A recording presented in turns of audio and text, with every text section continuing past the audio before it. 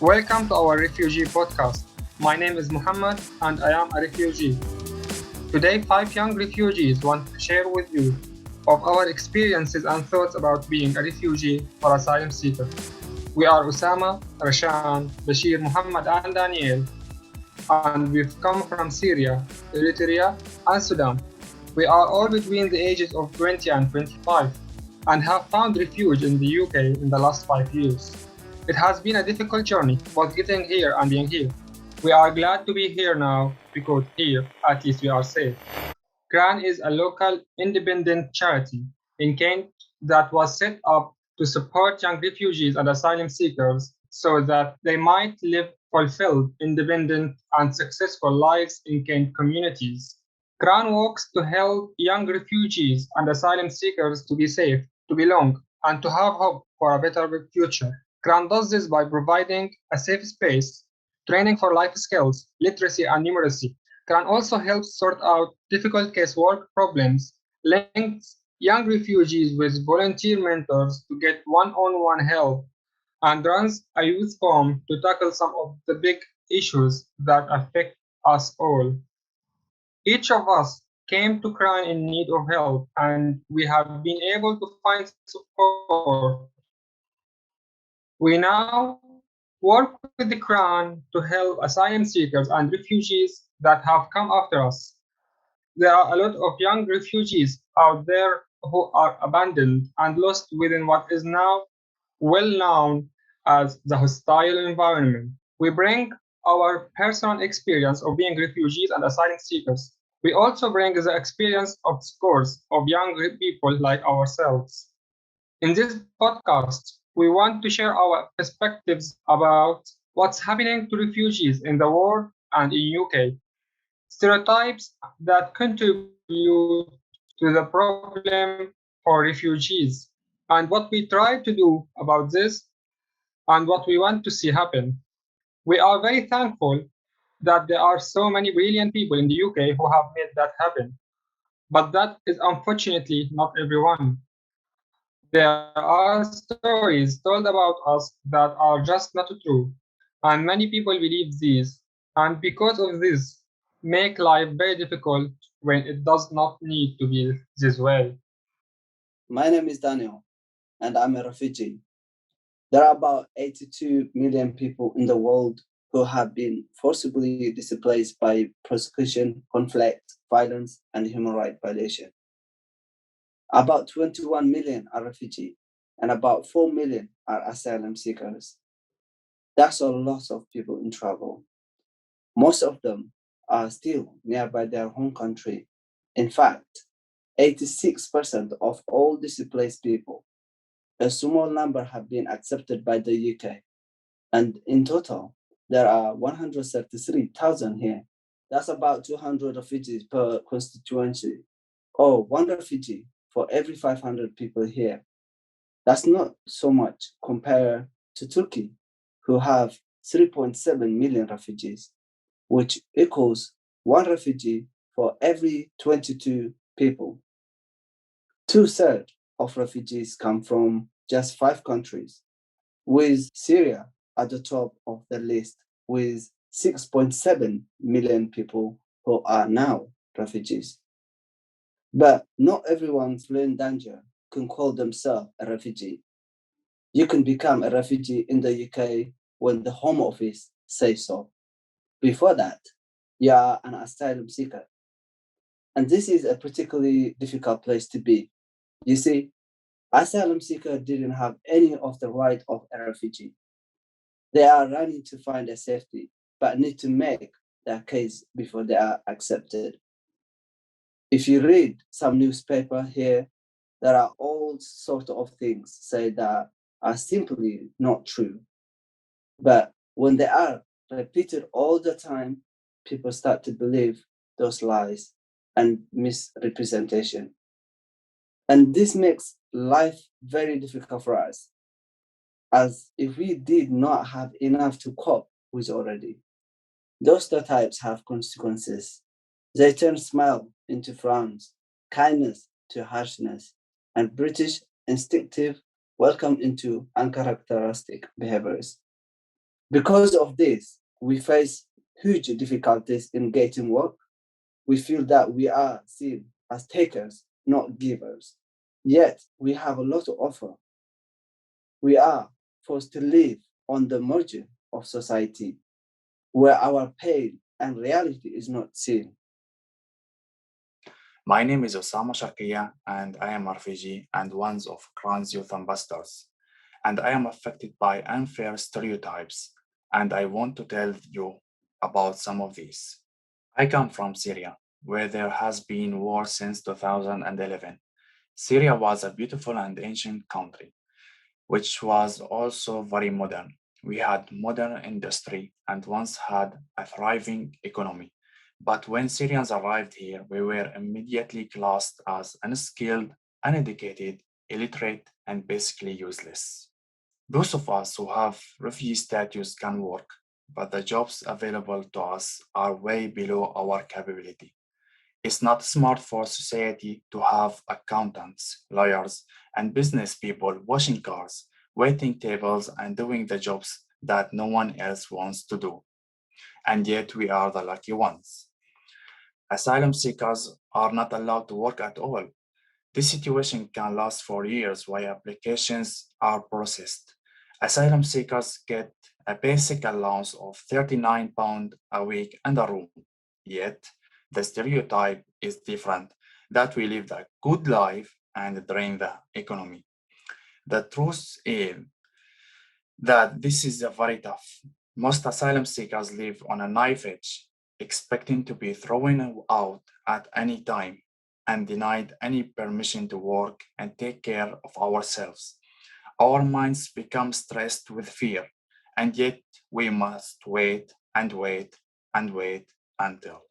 The government says that these harsh conditions deter people from coming to the UK, but the truth is that people like us who come here do so because we are driven by desperation. We did not want to leave our homes and our countries. We came here because we had to. Those of us who have known English came here because of that. The hostile environment simply makes our lives even more hell. Okay, my name is Bashir and I am a refugee. At KRAN, young asylum seekers and refugees have come together to try and fix some of the problems that we face. There are four big issues that we work on: mental health, access to education, building community relationships, access to work. Therefore, we have the youth forum and youth ambassadors to deal with these issues. The KRAN Youth Forum is a forum for refugees, youth-led voices and action, formed in March 2018. It has become a facility to connect young refugees in discussion and action, and tackle the issues that affect them. Through the generous support of Listening Fund, the Youth Forum has worked to develop youth-based action around coping with mental stress, finding safe, secure, and stable housing, building better community relationships, and gaining access to education and work. The Youth Forum has engaged parliamentarians, the police, health services, local councillors, Kent College, and community organizations. Through them, KRAN has now linked the direct voice of refugees, youth into important debates, rallying around the call, "Nothing about us without us." The Youth Forum has brought direct representation on KRAN, oversight board, and has spoken through the power in the House of Lords. My name is Roshan and I am a refugee. KRAN employs 5 youth ambassadors to represent the voice of refugee youth and unaccompanied asylum-seeking children in Kent. Youth ambassadors are young people who have recently made it through the asylum-seeking process, who are well connected with the refugee youth in Kent, and who are able to link vulnerable kids to critical support. Made possible through the generous support of the Act for Change Fund since September 2019. Youth ambassadors have led KRAN's refugee youth-led analysis in interventions. They expand youth forum and KRAN outreach and enable KRAN to reach many more young refugees and unaccompanied asylum-seeking children to make sure that their voices are heard and acted on Youth ambassadors have co-organized campaigns with the National Child Refugee Organization to lobby Parliament for legislation that enables family reunions. They continue to represent refugee youth voices in Kent and UK debates and forums. Most people claiming asylum are refugees. They are not economic migrants. Most refugees in the UK come from countries at war. Most asylum claims are likely to be legitimate. Refugees, asylum seekers, and migrants are not the same thing. The media often uses the term interchangeably. Migrants is an umbrella term for people on the move. A migrant is an asylum seeker only if they have fled their homeland and submitted an asylum application. They gain refugee status. Once the Home Office is satisfied that they would be in danger if returned home.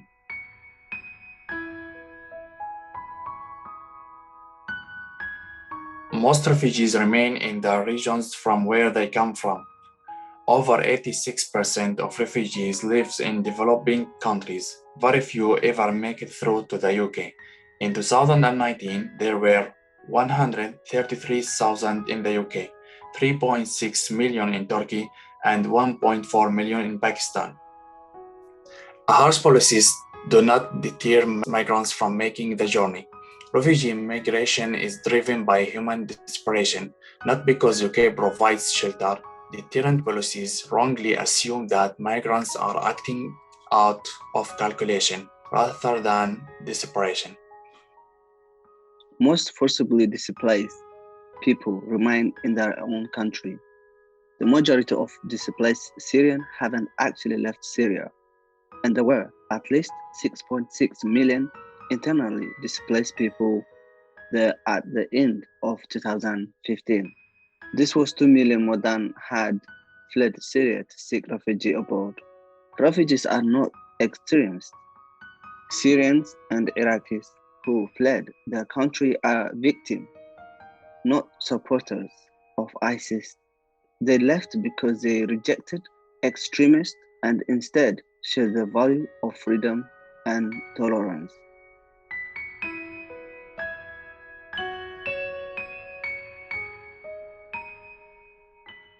It's hard to gain asylum.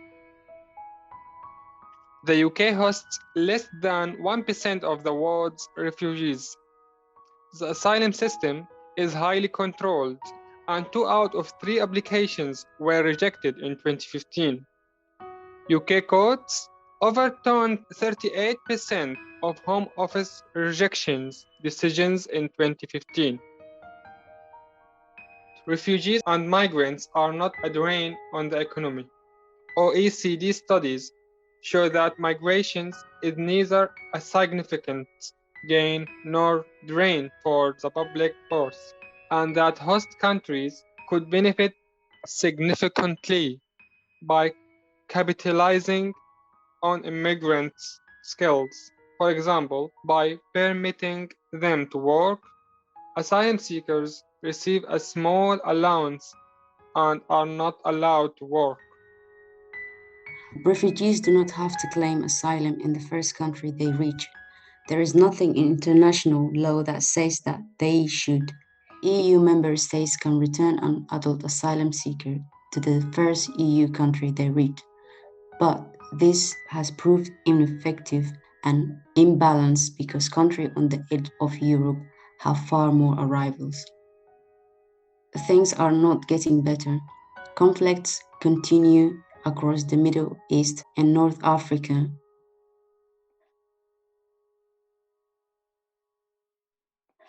So, hi everyone again. Welcome for the Mayor of Folkestone. Her name is Michelle Keutenius. She's 40 years old, mother of 8 and grandmother of 1, has lived in Folkestone and High District nearly all her life, a care worker, a nail technician, double elected councillor, and Mayor of Folkestone. Descent of European migration and married to descent of Huguenot refugee. The first question is, why is it so hard to gain asylum in the UK? In my eyes, the difficulty we have here in the United Kingdom is a long-standing policy that is also known as the hostile environment. The hostile environment has been a situation that we've been having here for over 10 years, which has made it extremely difficult for people from outside of the UK to come and settle here, be that they are coming to claim asylum as refugees, or be that they are coming here for better economic circumstances. This has been a long-term case. Unfortunately, it is very damaging to many communities because it is pronounced as a huge problem that there are a large number of people coming to settle in the United Kingdom, when in actual fact, a lot of economic reports prove that migration to the UK is better for us, for both the taxes that are taken from those who come to work in this country, but also in the cultural diversity they bring to our communities. Many thanks for your answer. I do have a question. Could I please ask each of our young people here just to give me a quick introduction for themselves and their stories, just brief if you wish to or not, so I can learn more about you. For my brief story, my name is Muhammad. I'm 25 years. I left Syria in 2012. I went to Egypt and I lived there in Egypt for 7 years. During these 7 years, I went to Turkey and I went back to Egypt in the desert. Like, it was a very difficult situation there. And then I've got resettlement program. And I arrived to UK in 2019 in November. After around 3 months since I arrived, like, COVID started and everything get difficult. But as you see, I tried to improve my English like as best I can. And now I'm trying to engage with the community, to be part of the community. Thank you, Mohammed. So my name is Osama and I am Syrian as well. I came to the UK in 2018 through the Syrian resettlement scheme. And I started in KRAN as a student, then became a trainee and now youth ambassador.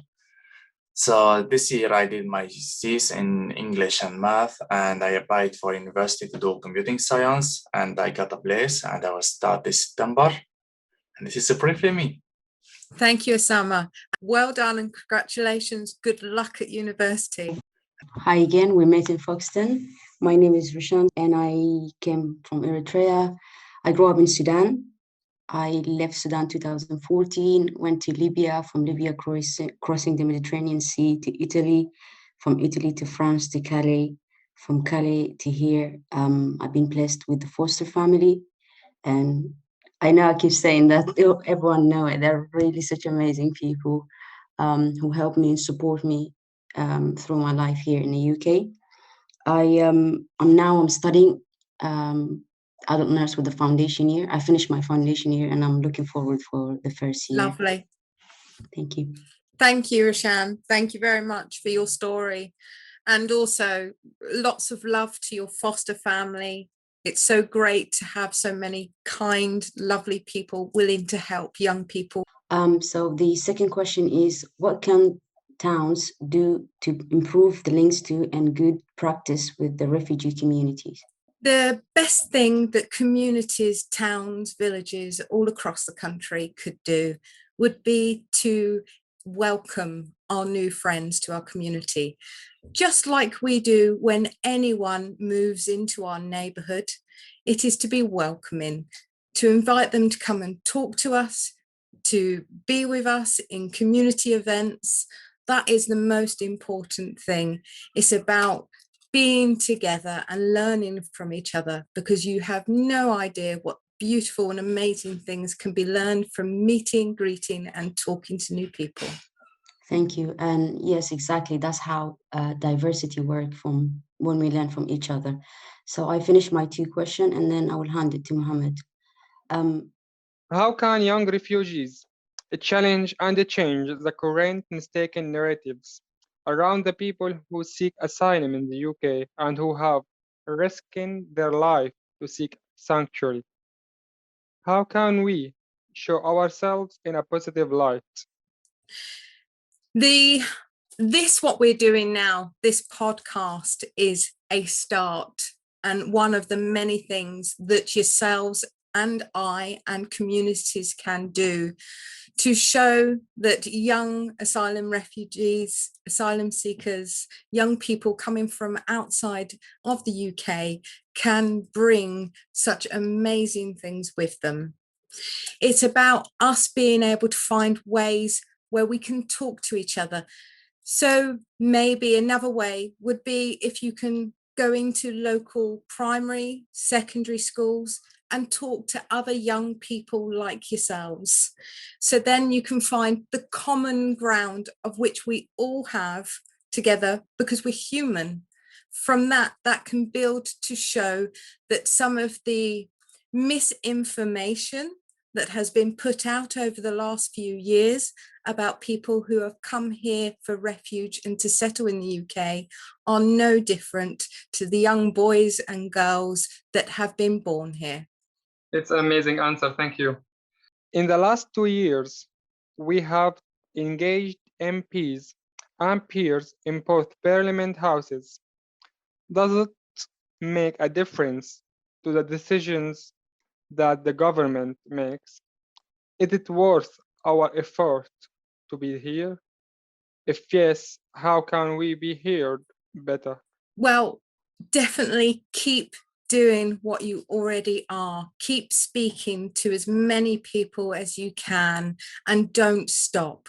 It is your voices, your stories and your experiences that will help others learn and understand. And by learning and understanding, it can help us change our perceptions, our thoughts, and any biases we may already have ingrained in us. Education is the key, and that also sometimes means educating MPs, parliamentarians, councillors, and just our local communities. It's really amazing. I think it's the best way to change that. You are very welcome. Thank you so much. If there's anyone who would like to ask a question as well? I have a question as well. So I'm Fauzia and I work with Kent Refugee Action Network as a youth support and outreach worker. So my question from the mayor will be, how as an organization as KRAN, or if I can talk on behalf of the ambassadors as well, or the young ambassadors, so how can we work better with the community as well to kind of change the stereotype as well, and also for a better relationship, so for better understanding, how can we do better? What will be the suggestions? Thank you for that question, Fauzia. I think what you're already doing is really starting to make an impact. If it wasn't for KRAN existing, I wouldn't have known about the fantastic organisation that you are and the efforts that you're doing to support our young asylum seekers and refugees. To expand this, I would also suggest, as spoken about in a previous question, talking to local schools, talking to other community groups and getting involved, even on simple things, just as a litter pick in your local area, because that is a good way for you to meet new people and talk to each other. I would also suggest individual people from within KRAN, service users and young people, reach out to councillors, reach out to local leaders, and even put on such things as a webinar, a Zoom talk, where people can come and meet you. We can talk about what's happening in the UK for yourselves and just to hear your stories. Sometimes the most powerful education can come from someone's personal story. Thank you so much. You answered this one really, really well. So do work, and as you also mentioned, we do work with the schools and colleges, and the ambassadors goes there for talks and presentations.